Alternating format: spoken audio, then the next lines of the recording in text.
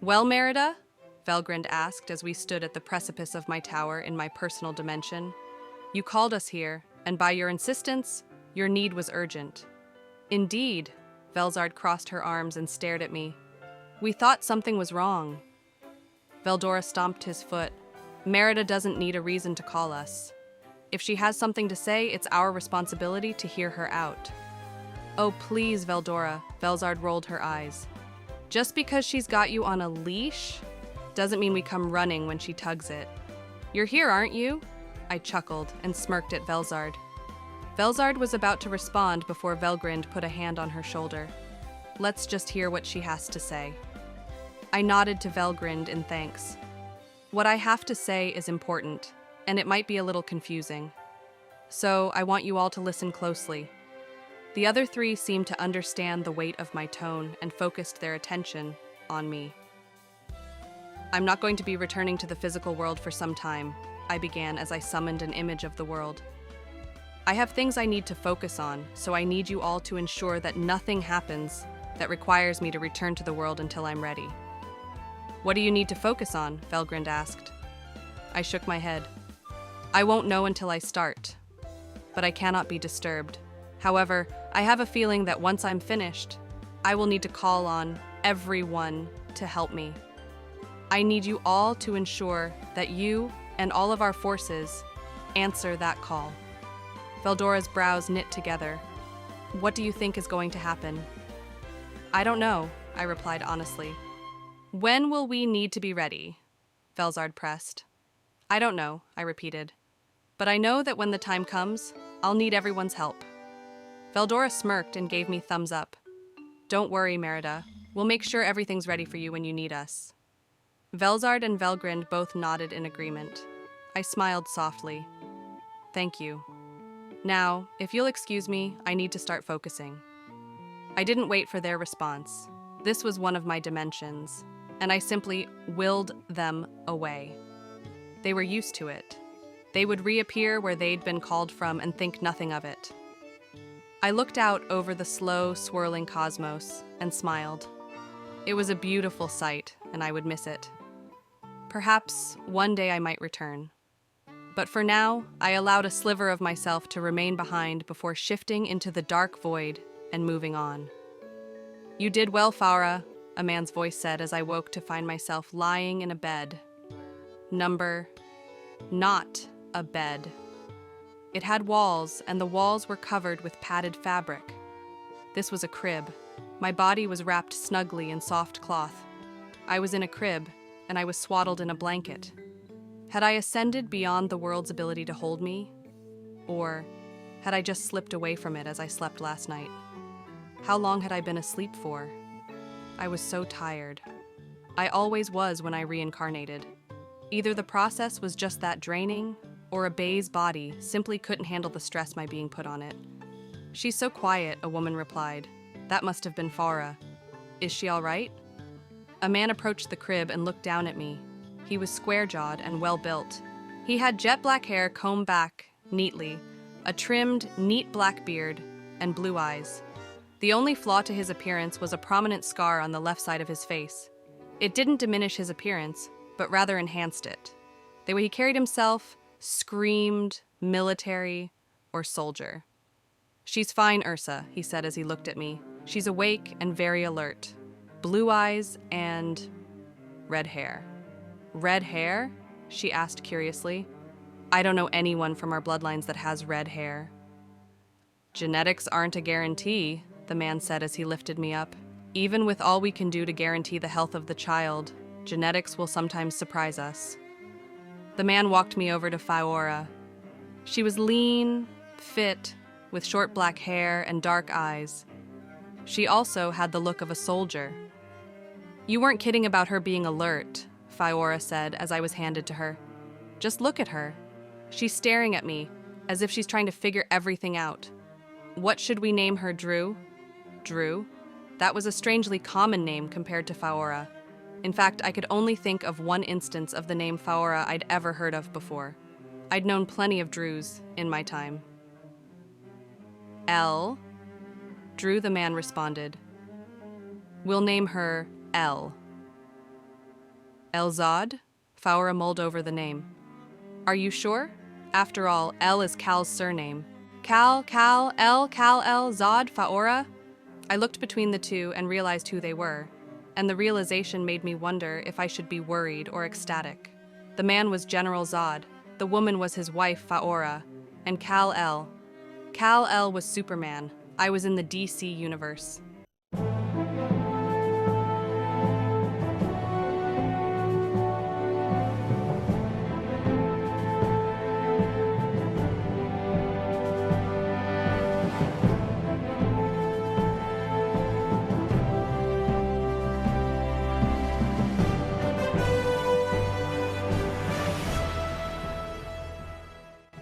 As exciting as the prospect of meeting some of the most famous superheroes ever created, I had to consider that I was also the daughter of General Zod.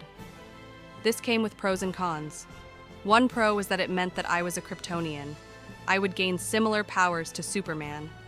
On the con side, however, it meant that there were beings in this universe that would be able to give me a run for my money, or outright take me down if I wasn't careful. One special trait of Kryptonians was that they all possessed a super intellect as part of their nature. No yellow sun required. I weighed my options and decided to take a chance by speaking. Who is Kal El? I asked. I knew the answer, but I needed to get them talking. The pair of them looked at me.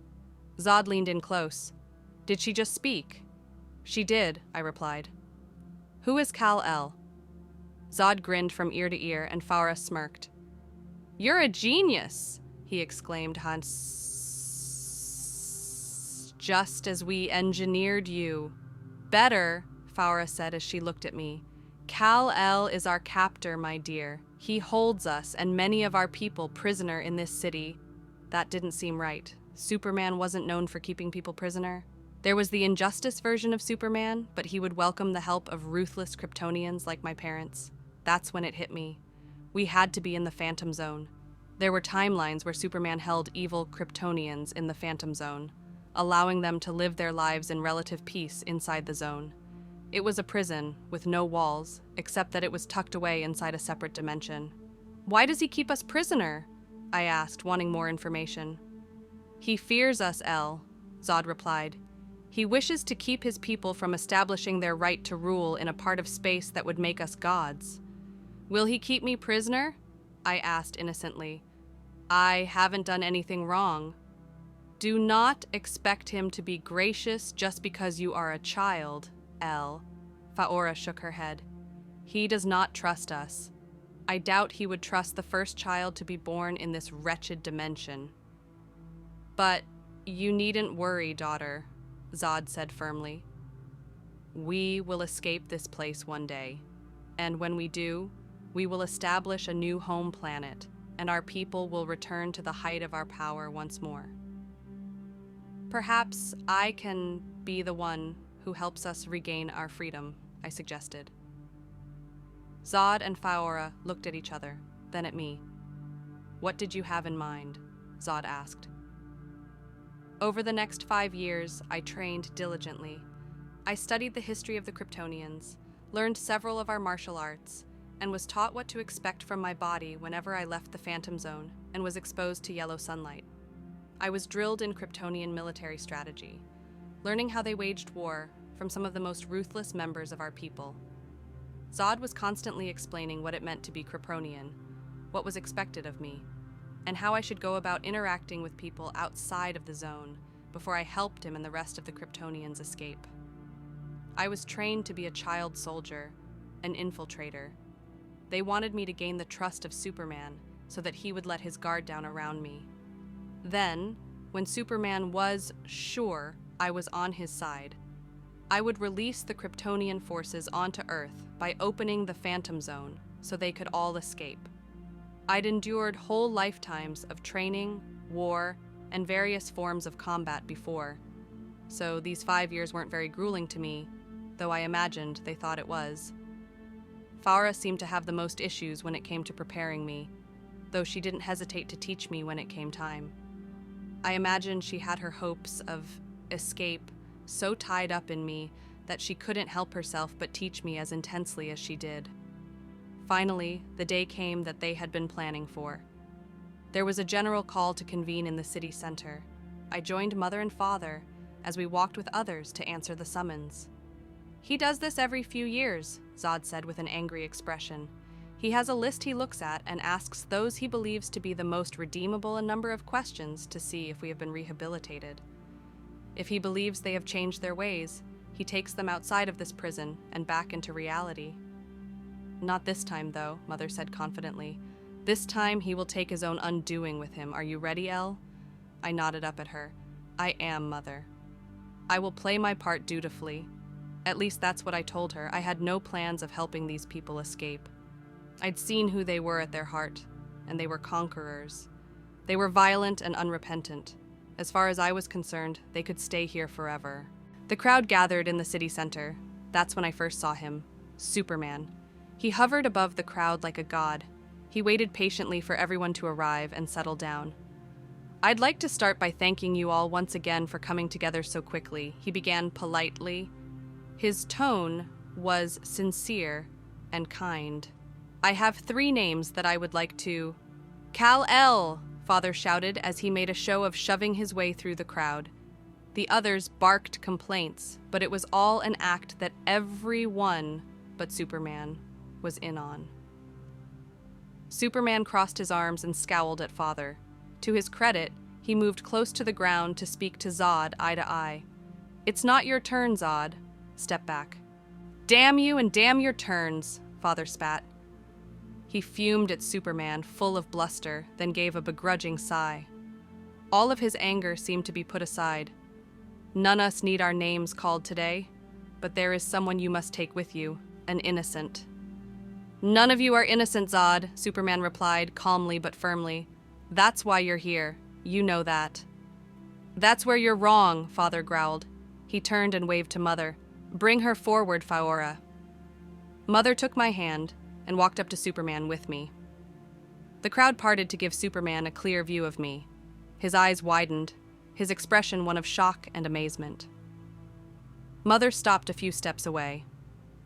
I looked up at Superman with a mix of curiosity and fear, all part of the show.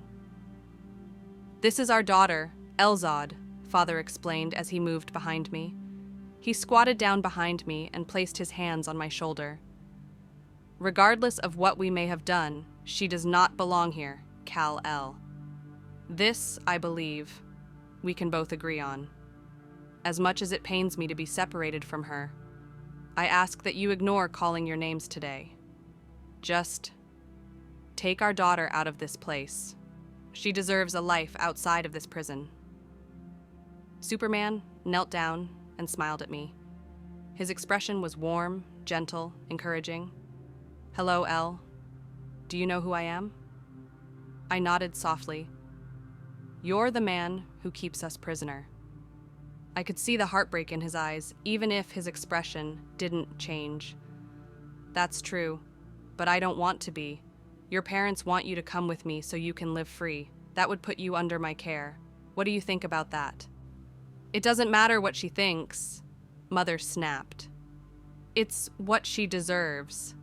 She's committed no crime, even by your soft-hearted standards." "Faora," Father snapped. "I'm handling this." "He's asking a foolish question to a child," Mother shouted back. "Even he can't believe she would want to live in a prison." "No," Superman stood and looked at Mother. "You're right. She deserves to be free.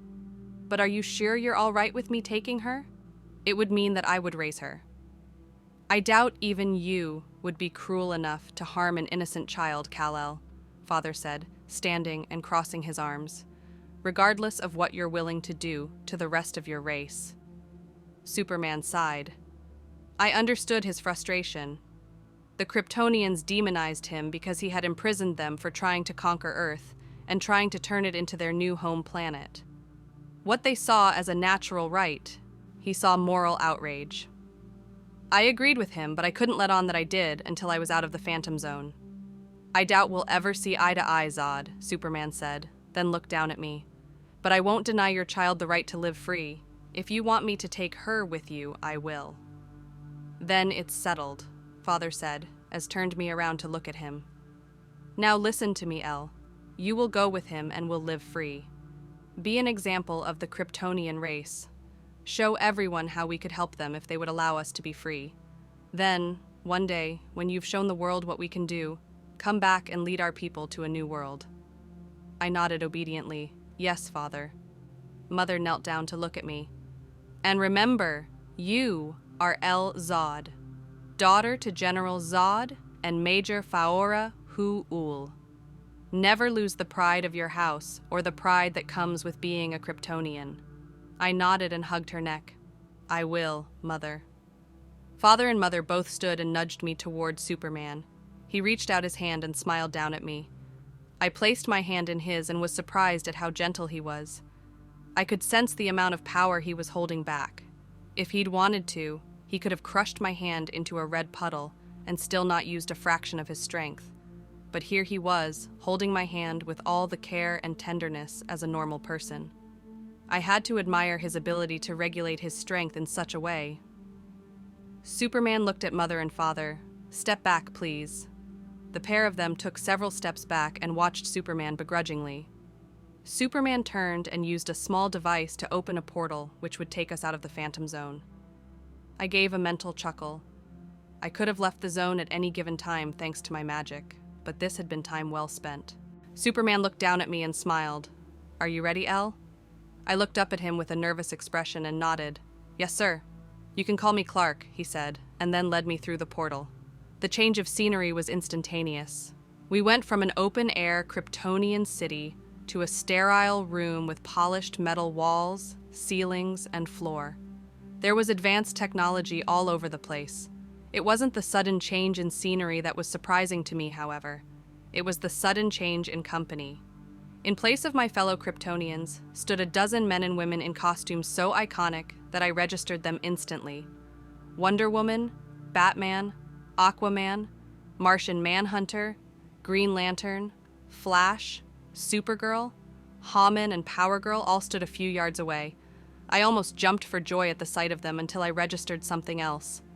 The moment I arrived in the DC universe proper, I was connected to its magic.